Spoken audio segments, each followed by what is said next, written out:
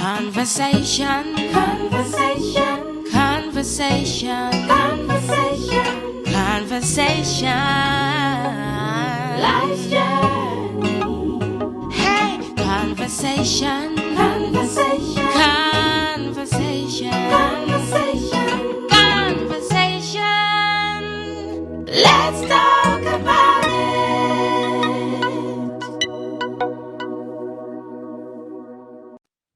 Hello, everyone. It's Conversations with Moji, and I'm excited to be on the show again today with two special guests. Today, we'll be discussing grief.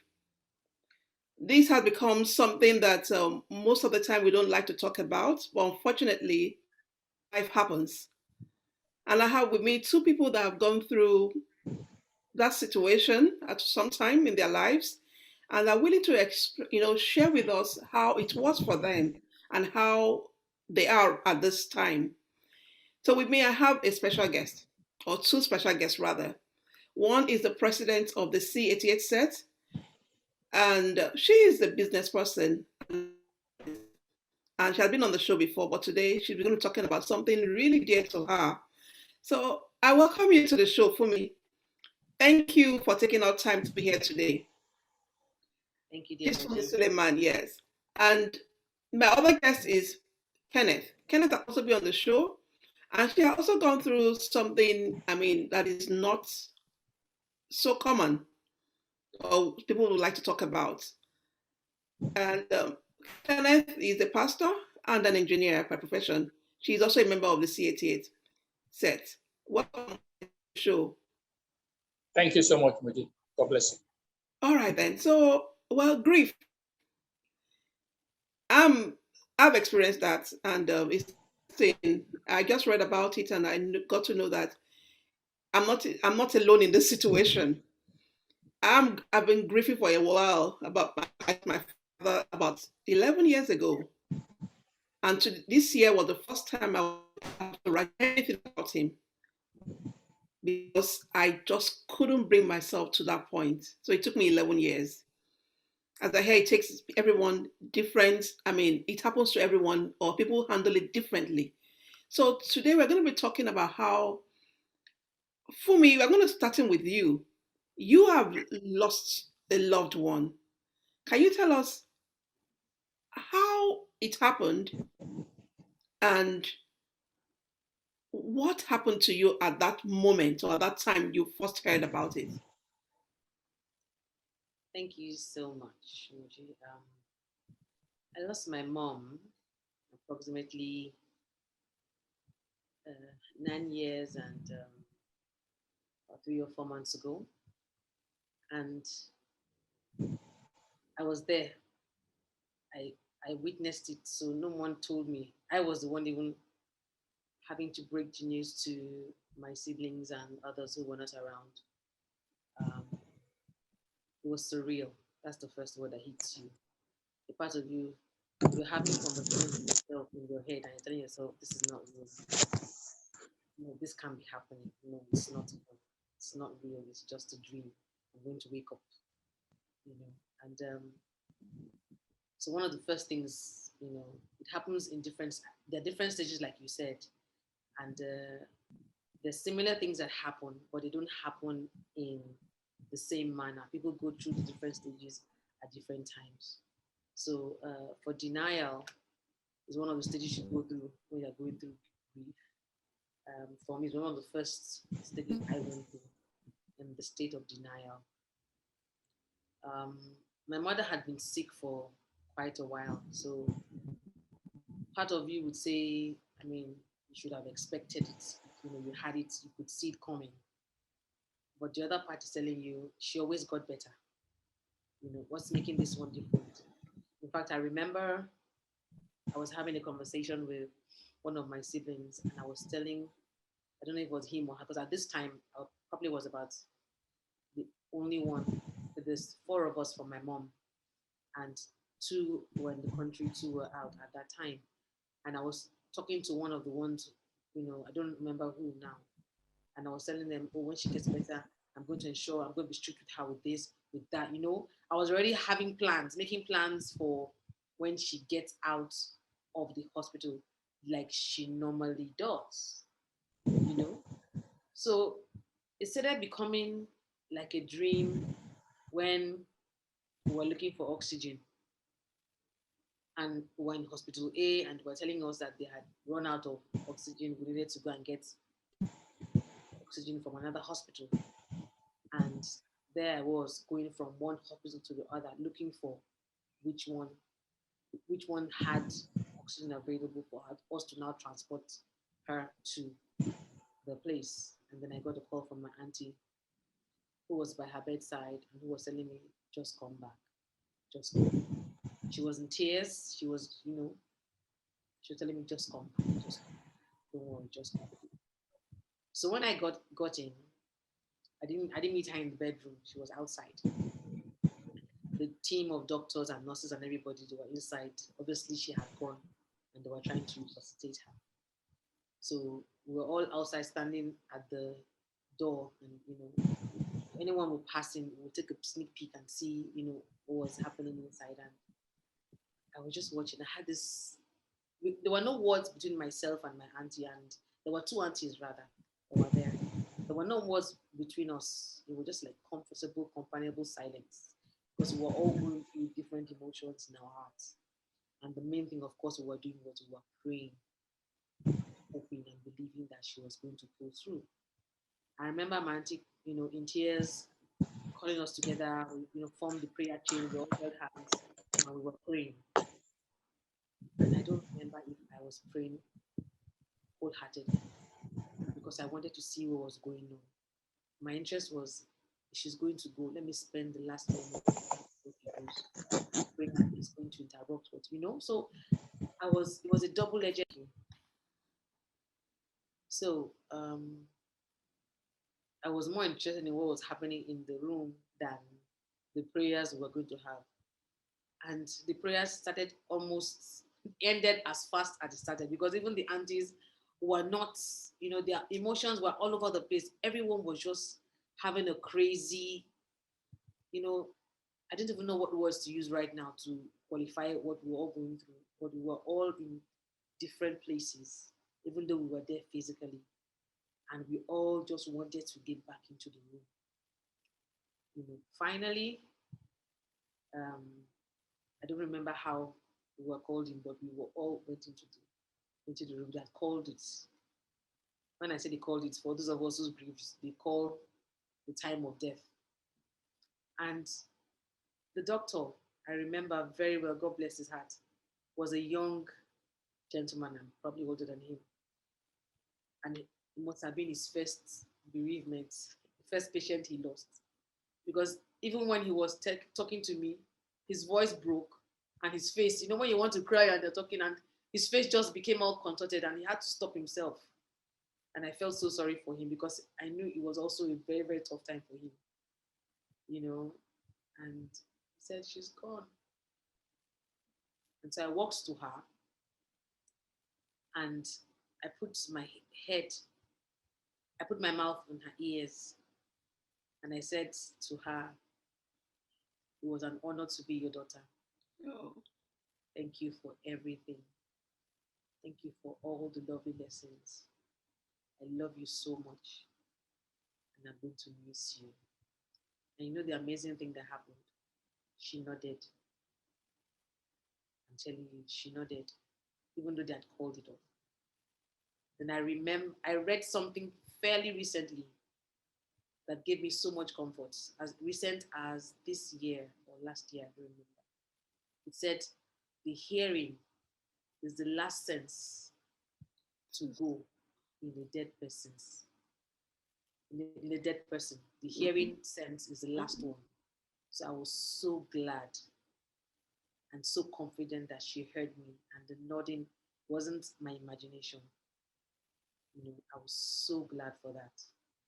And then I still had more to say, but my auntie thought I was crying, and of course I was, but I was talking. So she pulled me away, so I couldn't say more.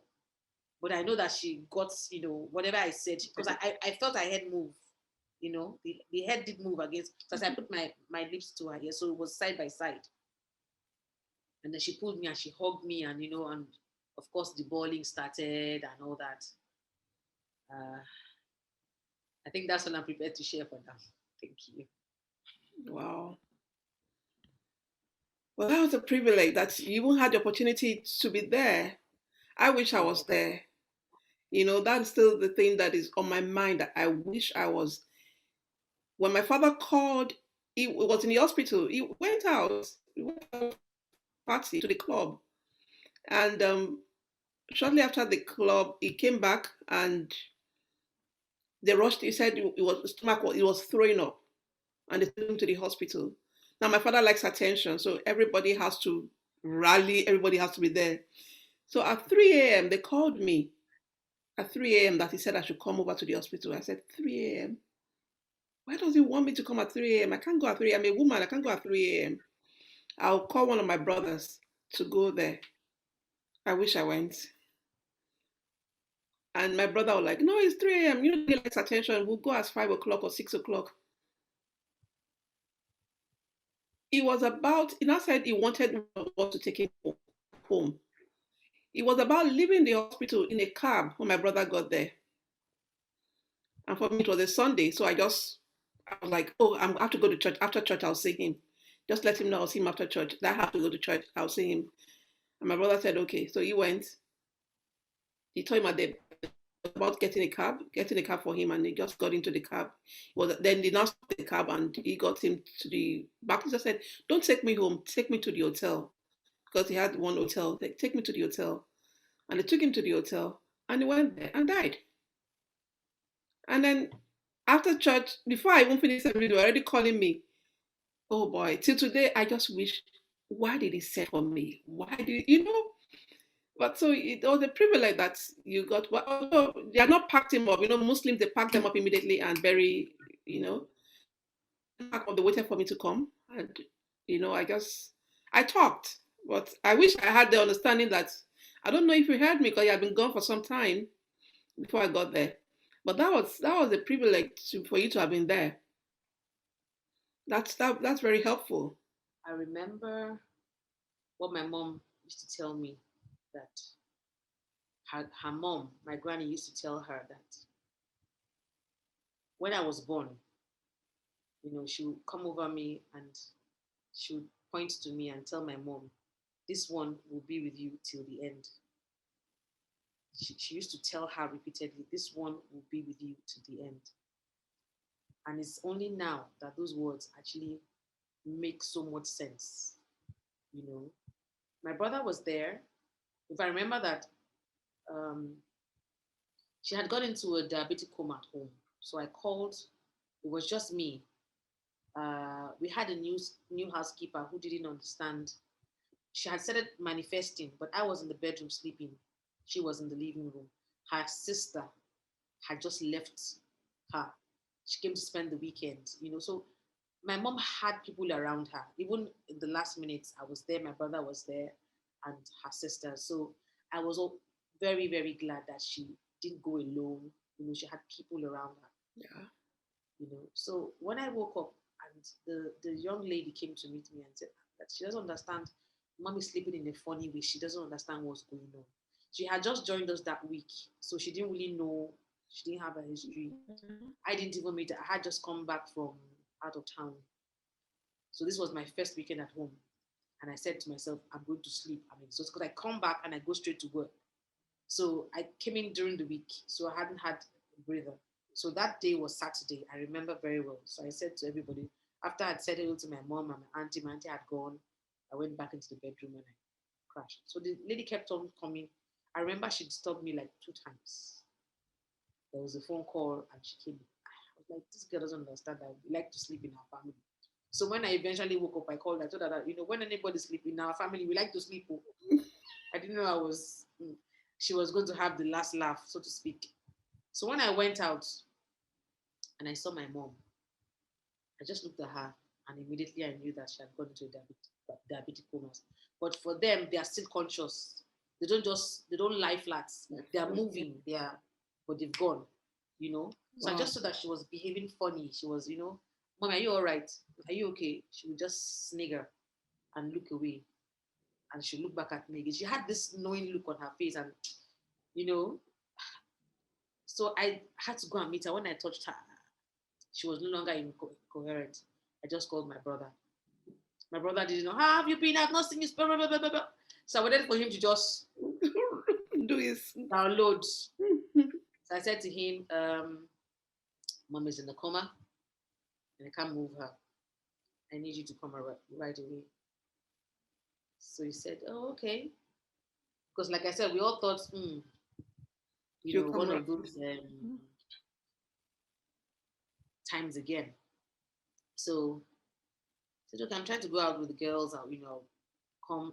So he got his entire family, his wife and his 2 daughters, and they all came to the hospital. And we all came to see all this, So it was a full house. She died with family, which is one of the joys, that I have, that she didn't die alone. She had, everyone was around her when she went. So I like to, I get some comfort from that. That's great. Yeah, Pastor Kenneth, it's been over a year now that your wife went to be with the Lord. Can you tell us how the initial experience was for you? Wow. Well, thank you, Moji. It wasn't easy at all. I can say it was unexpected. And for me, I just come out of something. My dad passed on 7 months, exactly 7 months before my wife passed. And I was privileged among the children. I was the only one around to have witnessed him going, with all the pains and everything. And then 7 months later, when I least expected, not like, it was not like as if she was sick, that you say she's been sick or anything. She had malaria and typhoid, and she went for medication. She went to the lab, they ran a test on her and said, okay, you have malaria, typhoid, go and treat. And she treated, but then she was not feeling too good again after the complete treatment, and said, okay, go and check again. I told her, go and check. At least go and run another test. Let's know what is happening. And then when she got back to run the second test, they now said, there's still traces of typhoid, no more malaria. So you need to repeat the typhoid drug. And I remember my mom is a very peculiar person. My mom is a retired nurse. When she has typhoid attack, because my other brother is also a medical doctor, if my mom has typhoid attack, she needs to repeat the dosage twice for it to clear from her system. If she takes the drug once, it won't go. So when they now told my wife that, okay, you need to repeat the dosage, I said, fine. Mommy has experienced that. That's how mommy's life is. And so if they are saying you should repeat, just go ahead and repeat. And I remember on that day, it was a Wednesday morning. She just had one more drug to take, the last dosage of that typhoid drug. I woke up in the morning. My son had to go to school, the baby of the house. I had to organize him. And then she needed some things. She said I should please help her get some things when I'm coming back. I did. I prepared breakfast. And I told her, okay, eat. But I remember vividly, before that time, at about 8, she was supposed to go to the office that day, Wednesday. But she just told me, she said, listen, I think I'm getting better. Why don't I rest a little bit extra for today? Then Thursday, I will go to work. And I said, fine, if you want to rest properly this Wednesday, then tomorrow you go to work. So you find out that she had to call her clients. She called some of her clients to tell them, listen, I'm not coming to the office today. I'll be in the office tomorrow after sanitation, 10 a.m. So you can meet me there. This was about 8:30. And then at about 9 a.m., I gave her breakfast, eat, and I went to do some things. While I was in the dining, the next thing I heard was like, said she felt like throwing up. And she went to the gent. And the next thing I heard as she got in there was Jesus. I wondered, Jesus. And by the time I went there, less than a minute I was there, she was on the floor. She had slumped. It was, I just had to quickly carry her out, called my brother. My brother was around, my younger brother, my neighbor was around. We rushed her to the hospital, the first hospital, they checked her. The doctor was not available. The nurses were one kind. Already my neighbor was crying. This is a grown-up man, was already crying. I said, okay, let's go to the next hospital. We drove against traffic because we're just trying to meet up. And by the time we got to the second hospital, they checked and just said she was gone. And then I looked at myself. I said, well, they said she's gone. Okay, what do I need to do? As a pastor, the first thing we'll do is to pray. So I just called some of my pastor friends, 2 of them. I said, please meet me at home. And then I carried her like that. The hospital, I said she was gone. I brought her home. Well, my house is such that my mom is around. When we're going, my mom was around, and my mom is a retired nurse. So my mom already was out there seeing her the way we were rushing her. She was already, panicking. She was already crying. So bringing her back home, I needed to do something. I needed to shield my mom away. So I had to find a way of calling people to take my mom to her room and shield her away. And then I brought her back home.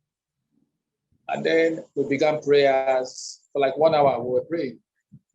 And then the Lord spoke through my pastor friend. Clearly, he just told him, he said, listen, I have called her. She's not coming back. While we were praying, and he was asking God, and God spoke those words clearly through him. I just had peace of mind. Because then I called my sister-in-law in Lagos. She had come, all of them were around, my sister-in-law, my pastor friend, and I. And then immediately I heard that word that the Lord said, I've called her. She's not coming back. What can I do? I just had to take it like that. So, I accepted it in faith. My sister-in-law said, let's take her to Kenaland. We're having a program. I was supposed to be there, but I couldn't go. At least let's take her to Kenaland, let Bishop pray for her. I said, okay. She said so. We went to Kenaland. Bishop ministered to her, everything. On our way back, this time we were already like 6 o'clock in the evening. I was talking about 9 in the morning, and we're talking about 6 in the evening. Our body was already getting stiff. I just told my brother-in-law, I said, drive to the mortuary. My sister-in-law, my brother-in-law looked at me. I said, well, I said, drive to the mortuary. Because already our body was getting stiff. I can't take her back home. If you take her back home and then it becomes stiffer than that, you will find it difficult to carry her out. Just drive to the mortuary and then, took her, kept her there. I had to come home. And then my mom was already waiting. Since morning I've gone. I'd called my younger sister, I'd called my elder brother to say, listen, this is what has happened. Or you will keep it to yourself. So, when I got back home, my mom was waiting and was like, this was at about 9:30, 10. How is she? Where is she? I said, don't worry, she's okay. She's fine. I left her in the hospital. Then I went home and I went into my place to sleep. My youngest son was around. He was like, where's mommy? I said, oh, mommy is fine, don't worry. And so I slept. And then the next morning, I had to now tell my mom, listen, your daughter-in-law was gone. It was devastating because she just lost her husband 7 months ago. And now imagine her daughter-in-law passing on. So it wasn't easy. I just thank God, told her, and then I had to call some other friends because for me to not tell my youngest son, I needed people to be around. So I had to call my spiritual children here and there to say, please come around. This is what has happened to Mama. We always call her Mama. Mama is gone, but you people need to be around because I need to tell your younger brother. And then my son was just going to be 10 that year. So you can imagine how young he was. So by the time he got back from school, he saw all his aunties, uncles all around, and he was wondering what is happening here. So I had to break the news to him that Mommy is gone. It wasn't easy. For the 2 elder ones, they were about to start the exams in Omaron. And so I needed to cover it up from them because it was going to devastate them. So I had to send a message to the school that please don't give them access to internet facility, to the Facebook or anything. They should not have access to the internet. This is what has happened. Please just keep it away from them. Let them write their exams. And then that's how we went through it. So I had to keep it away from the children. And they came back at about 2 weeks before the burial. So it was when they came back, I had to break the news to them. I tell you, it was devastating. It wasn't easy. But the only thing I appreciate God for was, I think God had prepared me for it. I tell people we were working on something before then. And then one of the things we worked on was a name for the company in which he was running. And that name, the Lord gave me Nehemiah 8:10. The joy of the Lord is my strength. So that was what we're working on. That the name of the company will be, we'll use Nehemiah 8:10, N8:10. Nehemiah 8:10, joy of the Lord is my strength. And so when this whole thing happened, I just saw the devil looking at me and taunting me and saying, say you are saying the joy of the Lord is your strength. Let's see how you cope with this. And then thank God for faith. Thank God for spiritual build-up. So I just had to brace up and say, devil, it's too late for you. You can't depress me. You can't frustrate me. I'll go ahead. The joy of the Lord is my strength. And I tell you, that is what has helped. Because I look at the millions of people she has impacted their life in a short while. If I break down, many people will break down.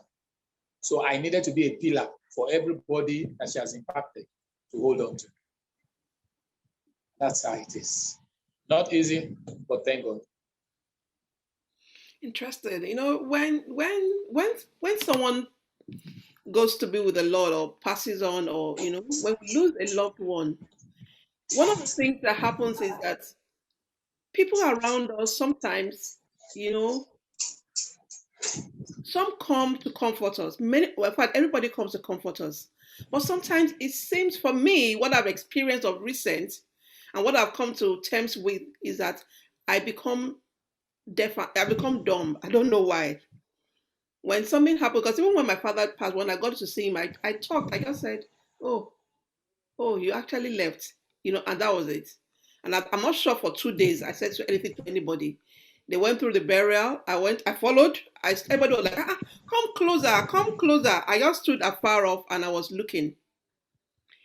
So I realized that, you know, but tell me, how was it? Because I experienced one of my own experience is that the moment everybody left, or the time everybody was coming, and then after some weeks, we hardly saw anyone. How was it at that time for you? Was the presence of people, did the presence of people really help you? And what are the comforting words that you held on to from people? If anyone can go first. Okay, you want me to go first? Okay. For me, people were around. I remember immediately it happened, I had a project I was working on. And I had a lot of people around me, some elderly people from church, our deaconesses, they came around. And I was even telling them I wanted to go to church, that I didn't really want to stay indoors, you know, let me go to church and then, but they were like, no, you can't leave for the next 1 month, you need to monitor, you need to stay indoors and all those things. And people were coming. I remember one of our pastors, he lost his wife, I think like 3 years before my wife, and we're close. He was also close to my wife. So, you know, he came around talking to me, trying to, you know, encourage me. And I said, listen, for me, God allowed it. And because, like I said, remember I said that when we're praying over her, before finally, and the Lord said, I have called her, that just gave me peace of mind. I just had that relief that, okay, there's no need to give myself too much. If the Lord has called her, then what can I do? I tell people before that, listen, it's whatsoever God allows, there's nothing you can do about it. If the person has gone, it means God allowed the person to come. And so for me, that was a soothing word. Listen, the joy of the Lord is my strength. I was concerned about my children. I was concerned because these are young children that she's been with them. They were closely knitted. How would they be able to cope? Not for me, but they. How would they be able to cope with the issues on ground? You know? So I was more concerned about that. And but God helped. God helped. People came. By the time people left, I'll tell you, Moji, one good thing is this: the Lord also comforted my children, my sons. Yeah. The Lord comforted my sons.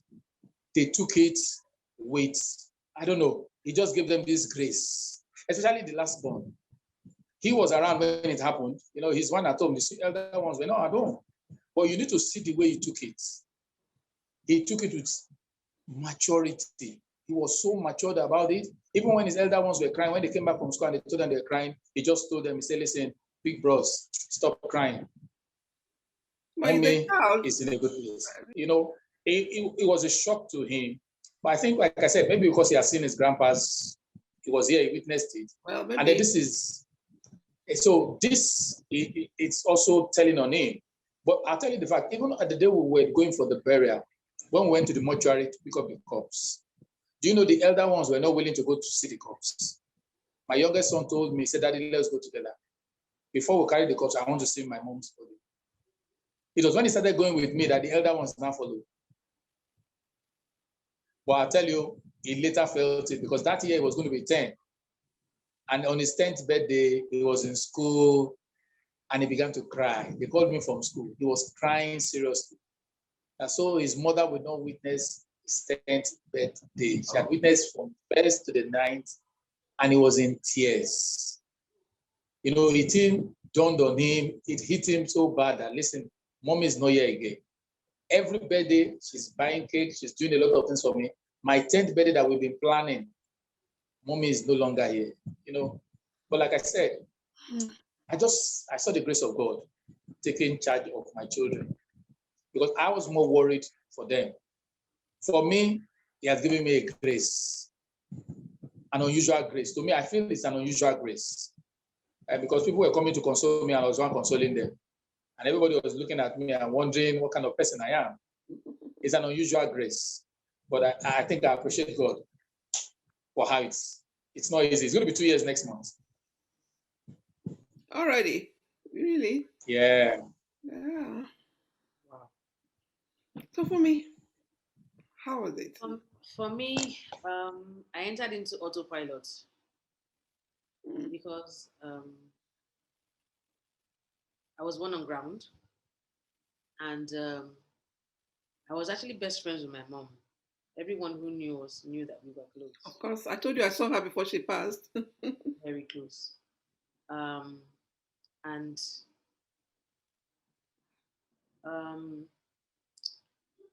I went into autopilot. I just began to, okay, who needs to be told, you know, settle the hospital bill, you know, which mortuary is the best one. I just entered into that space. It was later on when my siblings and I got together and we were talking, maybe just before, after the burial, that we all probably began to see the signs. You know, then you begin to, oh, this now makes so much sense. Oh, was this what? My younger brother, who is also one of her best friends, had a dream. If I had two dreams, and one of them he was awake. Second one was a dream, and he called my sister immediately and told my sister something's happening with mommy. Immediately, they were both in the UK then.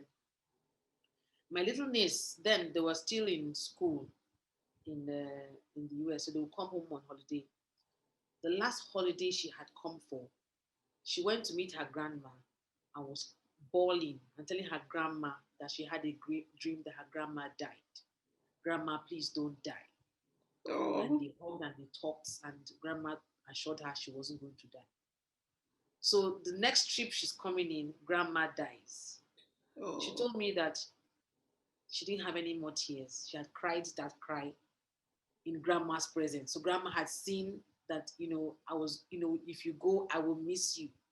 You know, so there's something that God does, you know, with children and the angels that He has that protect them because they were so strong, you know, through it all. Of course, they were sad, but you know, they had just strength. I want to believe that there was a prayer chain going on in my behalf. I don't know who did, I don't know who they are, but for me to have been how I was, the strength that I exhibited, some people had to have been praying for me on a regular for me to have been able to go through that. I remember when I told them in the office, they were like, oh, stay at home. You know, everybody was so supportive as they should, typically should. But I was, well, oh, I can handle, I'm okay. It's not that bad. I can still do that. You know, I was still trying to. So I had to handle, like I said, I went into default mode. So it was after we had put her in the ground and come back. And then the reality hits that the person I would come home to after work every evening is no longer there to tell me about those telenovela programs. She was a big fan. Okay. And I remembered what I did that week. I said I just got back and I was with her till she died. I remembered I would come in and I would go straight to her bedroom. You would get to mine before hers, but I'll go to her bedroom and she would tell me about her day. And City People was the soft sell magazine of those days. Okay. And that's what used to keep her company. So she would download all the celebrity gists, both local and international, on me. A part of me would be saying, this woman doesn't realize that I've been at work all day. All I just want to do is sleep. Sometimes not even eat, sleep. So while she's dead, telling me about what happened. Oh, you see that man? That man was dead, but he came back as a ghost. And I'll just be like, for some reason, I had unusual patience that week. I didn't try to make my point. I didn't try to tell her to look at me. I'm tired. I remember this particular night. I actually slept on the floor. She was on her bed. I slept on the floor. I hadn't had dinner. I hadn't had a bath. I just come back from work. I was exhausted. So I laid and I slept up on the floor. So the young lady who was preparing the meal came and woke me up, and I had my meal, said goodnight to her and went in. I don't even remember if I had a bad that day. But that was how my 5 days were. That 5 days till her sister came in. Her sister came in, I think on a Thursday or Friday night. So they had those days. But the other days, so I spent that quality time with her, So in hindsight, I'm like, maybe that was my own way of doing a farewell, I didn't know that everyone had something to say. All my siblings, all of us, we all had something to say that we were saying this should have been a sign. We should have known that this was going to happen, So I got back to the house after the burial, and the living room was where she would stay typically. I couldn't stay in the living room. I would just walk straight past into the bedroom. For a long while, I didn't stay in there. She had her picture on the wall for about at least, if I remember, 3 months plus. I didn't look at that picture. I couldn't look at that picture. I would just go straight in and straight out. And there are days I will come in and I will have this overwhelming pain. And I will come in bawling, seriously bawling. Excuse me. And then I would just wipe my eyes and be fine. Of course, I knew I was mourning her. So after the deep tears, I'll just wipe my eyes and be fine. And I'll just go about my day. And over time, I was able to heal. You never forget, but you heal, with time and with prayers. Wow. That's been my own experience. Wow, that's very interesting. So as this people say, when you go through something, you are able to use that to help comfort other people too. So do you think your experience has helped you with others? For me. It it gives you a voice because the person you are comforting, knows you've been there, so they are able to understand. And I remember quite a number of friends who their parents passed on. Specifically, I remember Jumoke Ogu. I sent her a message. I said to her, you find yourself crying for no reason. You find yourself laughing for no reason. You find there are good days and there are other days. Just go along with the feeling. But what you can also do is focus on the good times that you had. Right. Focus on laughter, focus on the things you're able to accomplish that they got to see. They got to see you married, they got to see your children, So she said to me, Fumi, you have been there. Because that was exactly what she was going through. So for you to actually say those things, you have to have, walked in those shoes. So she said, for me, you definitely have been there. You know what you're talking about. So I'm able to give my voice. I don't shy away from. In fact, I took it as my job with people who were recently bereaved. I would immediately reach out. I would, talk to them, tell them, you probably won't have control over emotions for a while. It's just the process, but never dwell on, oh, I wish I did this. And thankfully, because we were all close with my mom, none of her kids could say, oh, I wish I did that. Everything that we wanted to do, we did. Everything that she asked us to do, we did. So it was part of the joy that we had, at the end of it all, that, what, we were able to do all these things that she desired and that she said, no matter how she said them, we were able to do them. And it also made us value my dad some more. Oh, yes. I can imagine. Because we now said that the only one that's remaining now. Let's give you all the attention, And for a while, I realized, we probably had even just kept him on the sidelines and focused on her, because she was the one that was more sickly. She was the one that we were all closer to. Of course, we did beautiful things for my dad, without a doubt. But we kind of gave mommy more attention, So when mommy was gone, I think daddy got almost tired, because they were just bombarding him from all corners. Everyone wanted to have a piece of him. Everybody wanted to spend quality time. Everybody wanted to, get this done, get that done. Wow. Mm. So how about you, Pastor Ken? Have you had to, how have it been encouraging? Well, I've been privileged to have been encouraged. Like I said along the line, when I had my own issues, somebody that lost the wife came to encourage me. I remember vividly December last year. Yes, I think 31st or 20 something. A friend of mine, childhood friend of mine, was in Lagos. And then she stayed with her cousin. And so I needed to see her because I've not seen her for I've not seen her for like 35 or 37 years. So we needed to connect. And then I had to take my sons. Only for me to get to the house, I met her cousin. And then she was sharing with me, the cousin just lost the wife July that year at childbirth. So I didn't know initially. But, I was just talking with him. I was talking, and then I had said some things. And then she was telling me that her cousin lost his wife.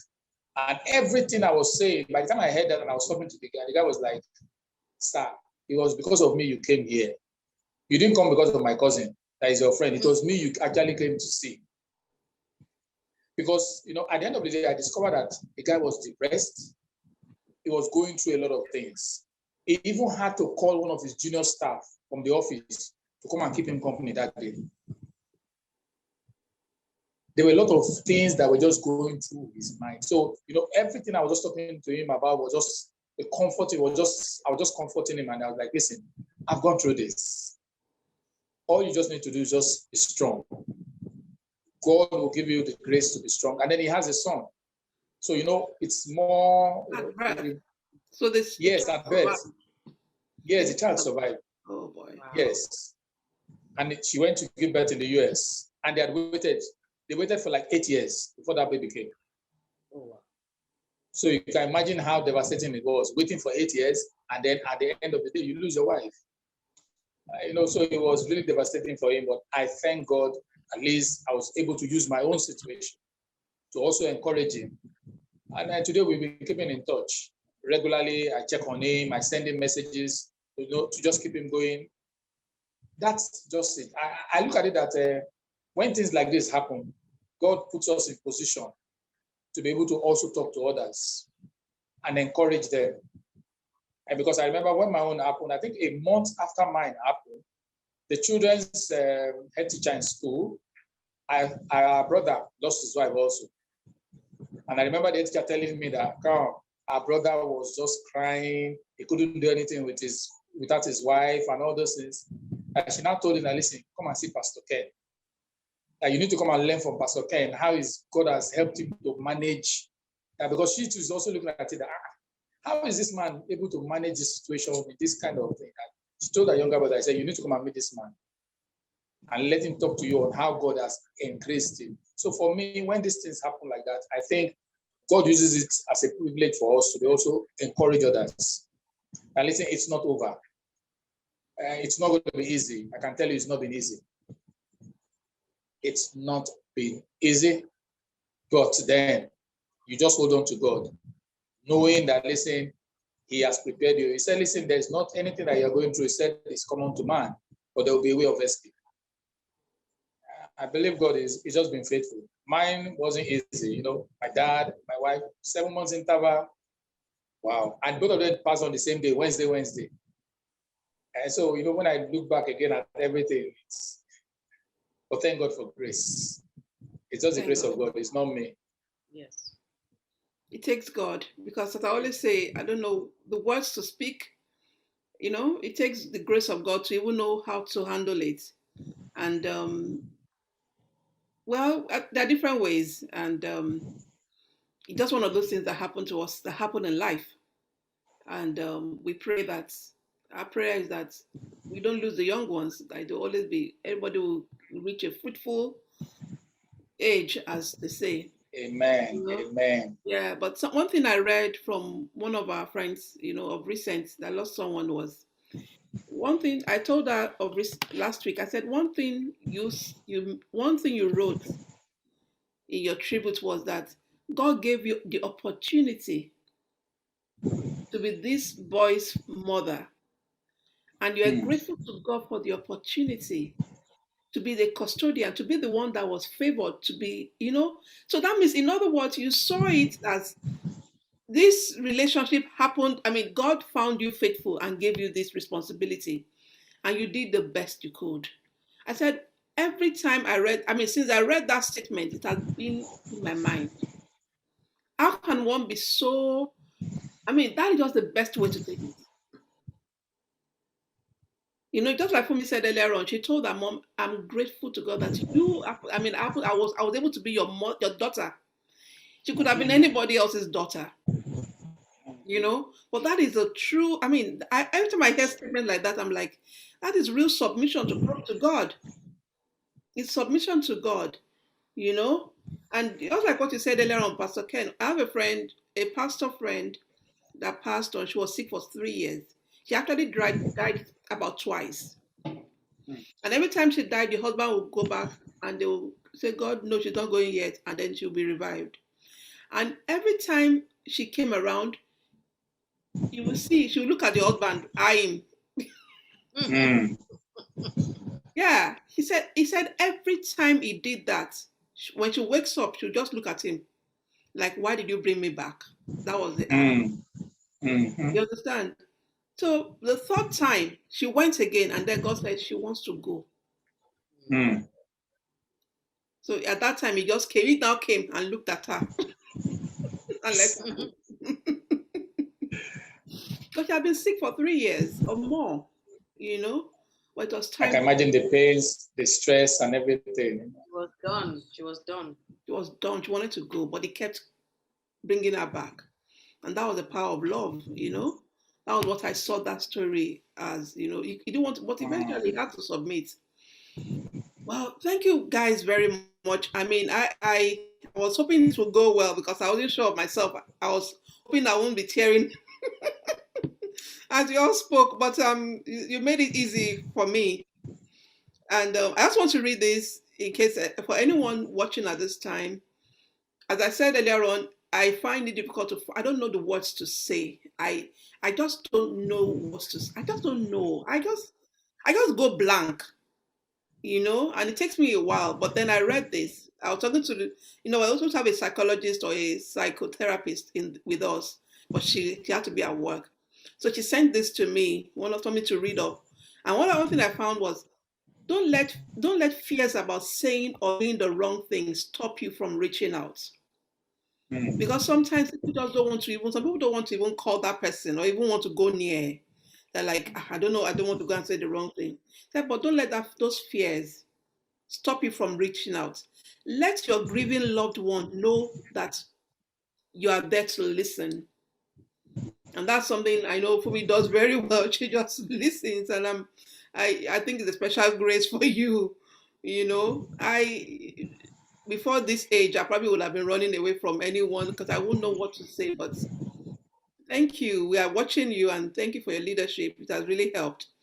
Understand that everyone grieves differently and for different lengths of time. So for some, it may be 2 years, for some it's 1 year. I also told you now, this year was the first I would ever write anything about my father, saying happy birthday, you know. I just never do it. Until this year, I was able to do it. offer to help in practical ways, you know, which is something we are learning. If somebody that is bereaved would want assistance in some way, do you understand?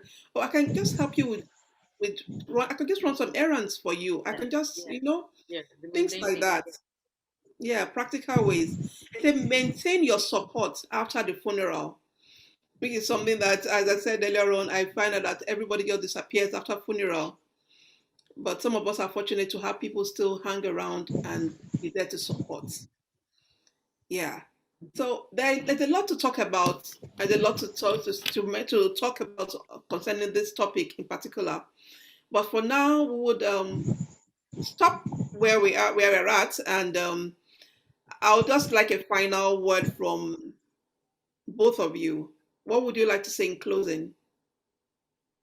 Um, is to be, I think it's just along the same lines of what you just said right now. To be extremely sensitive. I know someone who recently was bereaved. She had a double blow 7 months apart. And she said to me, I must have been a very awful person because she's now she's on the receiving end. She's picking things that people are saying. And she's wondering, how can this person be so insensitive? And then it flashes in her mind that years ago, those were the exact words that she was telling to those people or other people. Things like, you should even get better. Your mother died since when you were a young person now. Why are you still grieving? Things like that. And her mother died well into her 70s and she is distraught. And she's saying to herself, there honestly is no time where it gets better. Be it the person died at a young age or older, death is death. So she now says, I have to go and apologize to all those people I said those insensitive things to because then she thought she was being helpful. Snap out of it, or you're made of certain stuff. I don't know how you can be grieving People say someone. that. People say And things like that. exactly. So I think we honestly need to be super sensitive. Super sensitive is very intentional. I use those words because you don't know what stage that person is at. The person may be in the denial stage. The person may be in the I want to just pull my hair out, violence or whatever. Because like there are different stages, but they don't follow. There's no particular pattern, and there's no time. Someone can dwell on a particular stage for one whole year. Well, on that same stage, somebody can just do it in 2 weeks and move on to the next one. So there's never a good time. I still reach out to one of our sisters who we're all aware of. I still send messages. How are you doing? Checking up. I had to run errands for her a few weeks ago. She was like, "Oh, I need to do this," and I said, "Where's the place? Is the number? Oh, that's near my place. I can do it." So I did all the. She wasn't thinking of me. She was looking for who would I recommend for her because her default person had moved. So I said, "Where's my area? I'll do it." And I went there and I did my bit. And they truly appreciate these things. You're not looking for the, oh, thank you, God bless you. She might not even remember to tell me thank you because she's still going through her own motions. But for me, I know that God is recording it. God is seeing these things and it's being recorded for your benefit. And one day, the book of remembrance will be opened on your behalf. Great. So we need to be extremely careful. Let's not expect that by now this person should have gotten better now. Was it not just, you can't tell. You can't tell. We've heard stories of people who couldn't handle one of our popular fashion designers, Steve McQueen, killed himself after his mother died. This woman was almost 80 something. He couldn't hack it. People handle it differently. Yeah. So people handle it differently.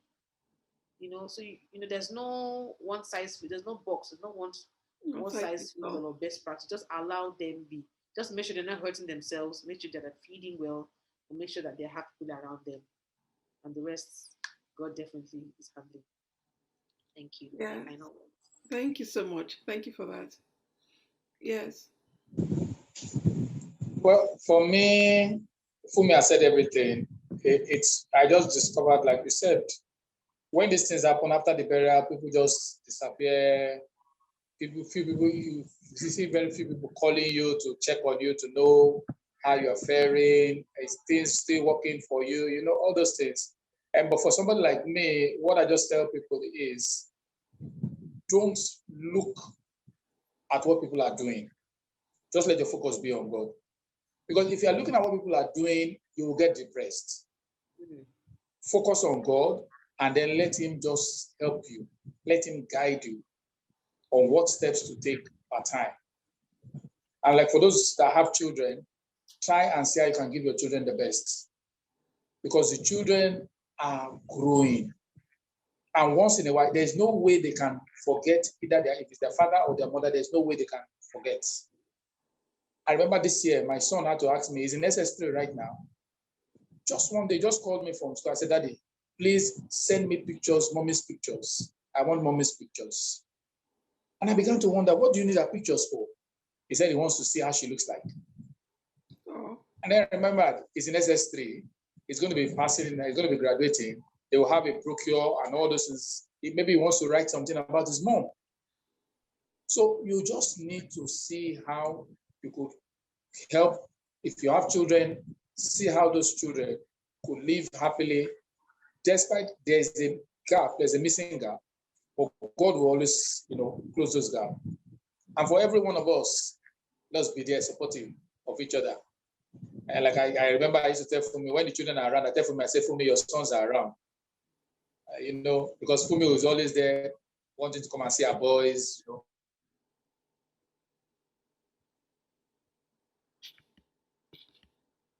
And the thing happened. We went to the junior one, Gideon's school, that kind of things, checking on you, and then let everyone, for me, it's a grace.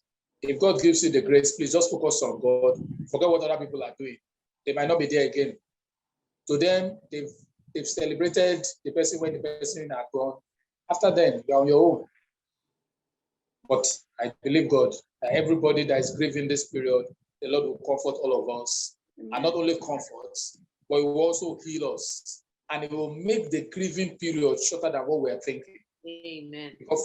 Because for me, I always pray that people don't grieve for too long. I was talking to one of our mates. I connected her with my younger sister. And she told me something of recent, over the weekend. The younger sister called me when we were talking, and the younger sister said, I'm worried for my brother, my elder brother, that he doesn't eat and he's not talking to anybody. I don't know what is wrong with him.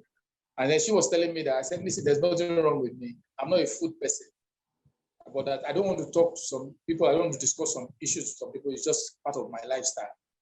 I just want to keep it to myself. So let's just all come out of the grieving stage as fast as possible so that we can break forth. Amen. By God's grace. Thank you. Yes. Thank you very much once again. Thank you for taking our time. And I've been, I don't know whether to say I've been comforted, but I just feel this sudden peace, I don't know. I just feel this peace as we talk or as we talked. So thank you so much for taking our time to be here today. And indeed, I must let you know, for me, you look super cute today. I love this hat. Yeah. Thank you. I'll collect it from her. Don't worry, I'll collect it from her. We also got some nice soothing feelings, right, Ken? By having the conversation. Yeah. As well. Oh, yes. It's always good to have people to talk around. Very well, So yeah. So we also thank you too for this opportunity to give it to us to share. And we hope that somebody is being blessed by our stories. I hope so. I believe so. Really hope so. Thank you. Moji, thanks so much. Thank you everyone for watching. Thank you I believe that you've been blessed by this. If you would like to I always tell people, reach out to someone. Just reach out. People are willing to listen. Reach out to someone you feel comfortable talking to. It helps a lot. It does help. Until the next guest. Bye for now.